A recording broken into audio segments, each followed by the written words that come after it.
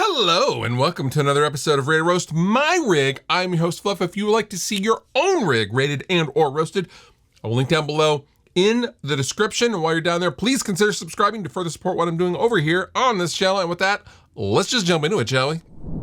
Oh yeah, starting off strong with a VHT Pitbull and a diesel cab and a Big Muff and a Polytuner. One pickup Strat though, let's go. The bedroom rigs are always the funniest to me, especially when they're actual serious rigs, because like, I mean, I would totally sleep next to a half stack of mine, but you know, my lady says it's awkward and weird, and I'm 10 and might as well have a race car bed. I have no idea what she means. I don't really pay attention to what she's saying most of the time, but I like your pedal board. It's simple and effective. You have the channel switcher to the amp. You have the pedal power, and you have very poor cable management. But what are you supposed to do in such a tight space, right? Right? Your bed looks to be at least partially made on the left. What more does a guy need? Guitar, amp, place to lay his head. That's it. That's all you need. You, sir, are single as hell. I know that by looking at this photo, and that's okay. There's no shame in that. You might want to leave the house every once in a while though. I can just, a VHT Pitbull in your bedroom? Brother. Leave the house every once in a while. Get some fresh air, go for a walk. Get a puppy. Don't get a puppy. Do not get a puppy. Don't involve anyone else in your pain. Go for a walk though.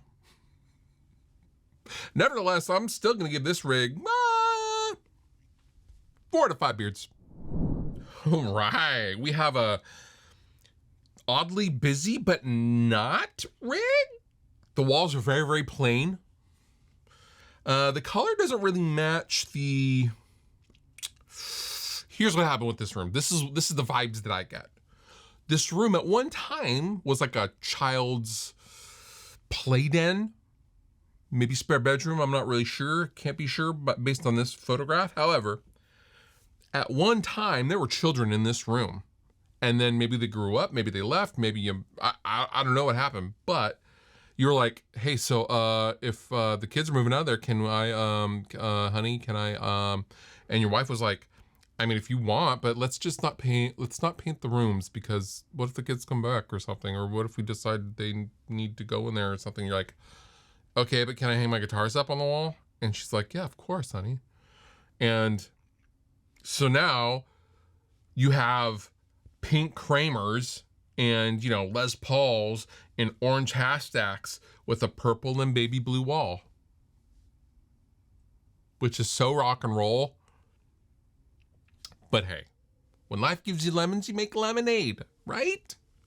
You got a little studio setup, you got a little recording setup, sick EVH in the left there.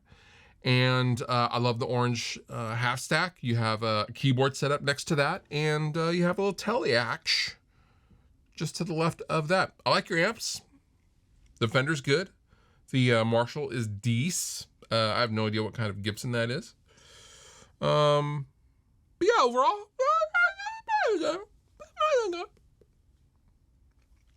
I'm still gonna give your rig 3 out of 5 beards. All right, got something on the TV. Let's go. It's me, by the way, if you can't make that up, that's me on the TV. We have an Ormsby.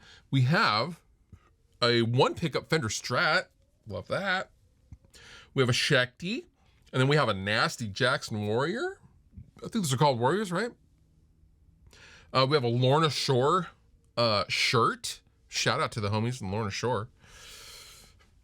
Behringer 412. I have a story about one of these cabs. I don't know if I've ever told one on here before. So way back in the day, when these first came out, the Behringer cabs had V30s in them. Like the first year production ones, and you could get the cab at the time for like, it was brand new, like $250. This was like 20 years ago, keep in mind. But when they first came out, they were a really, really good deal. And then after the first year, I think they got wise and ran through their stock of V30s, and then they came with the actual worst speakers on the planet. And so I got one, and it had the really bad speakers in it, and I absolutely hated it. And I tried to make it work, and it was so shot. It was so bad. I basically gave it away to some kid on Craigslist. I was like, if you want to come get this thing, you can have it, bro. And he was like, what, really? I'm like, enjoy, get out of here before you don't, no, sorry, you can't try it here. My fear at the time was like, he was gonna like try it, this free cab, and be like, I hate it.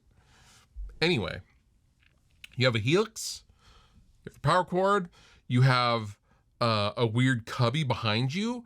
You have a lot of fabric. There's a lot of fabric in this photo.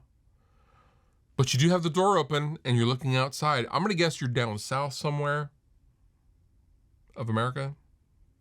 Alabama, maybe. You're that weird kid that walks around with the death metal band shirt, the Lorna Shore shirt, and you don't talk to anybody, but you're actually probably really nice, but you have black hair. This guy definitely has black hair.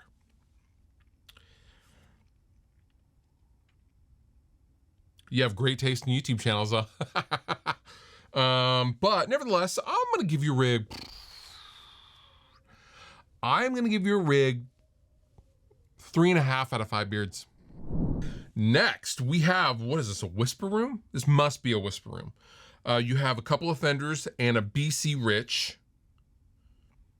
Don't know what, is that a BC Rich Warlock? No, that's not a Warlock. That's you guys are gonna tell me, I'm just gonna let you guys tell me. I don't know what kind of BC Rich that is. I can't remember the name. You have a humbucker single coil Jag. Pretty cool. You have a Strat that has some weird name on it. I don't know what that is. And you're clearly in some sort of a practice space or whatever. Your Fender Champ has a hole in the cloth. And you have an old Amish wooden screw stool. All this wooden threaded thing. It's very warm in this room. I know how this room smells. It smells like sweat, old sweat, and yesterday's sweat, and last week's sweat. I love those practices. But nevertheless, I mean, your rig doesn't do much for me, if I'm totally honest. I'm still gonna give your rig a very generous 2 out of 5 beards. So you have a Crank Rev 1 Junior. That's a Junior, right? Is that what that was called? Yeah, Rev Junior. With a 112. Aesthetically, that amp does not match the Telly and Epiphone Les Paul Junior vibe. It does match the Flying V vibe on the LTD on the right. Little Boss Katana, little orange. The Crank stuff, the OG Crank stuff, sick. I would love to get an original Rev. I think that would be really cool if I got an original Revolution one. Very misunderstood amplifier. You have a Squier Telly.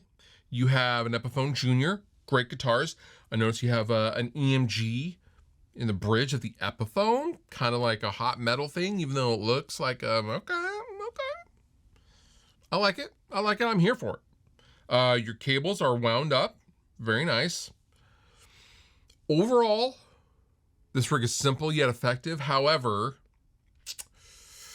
I don't really get a sense of where this is at in the house. Possibly the kitchen. I'm still going to give your rig 2.5 out of 5 beards. All right, here we go. We have, oh, wait.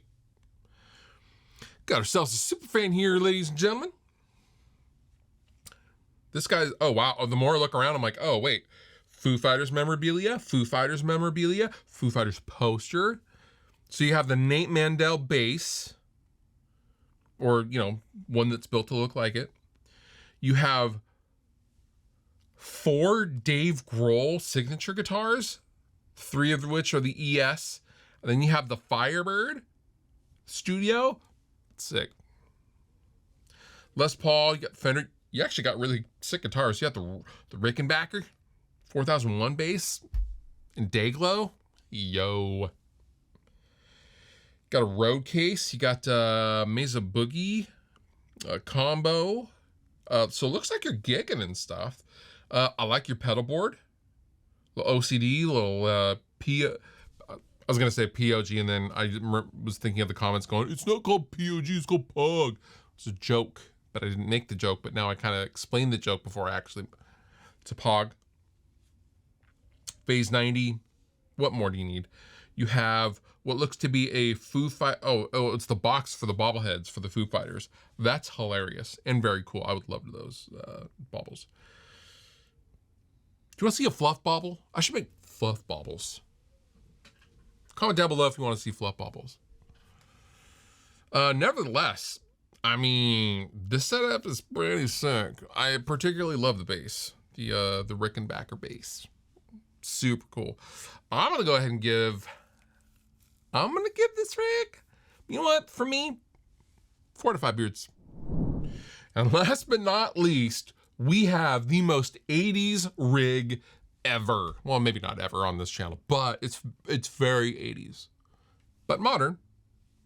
We have a bunch of, we have an entire collection of basically Kramers, save for one Ibanez and one Charvel. This is all Kramers, right? Oh, there's a Harmony, probably your first guitar, I'm guessing. Some sick posters on the wall. I love the fact that you have basically a refrigerator of gear.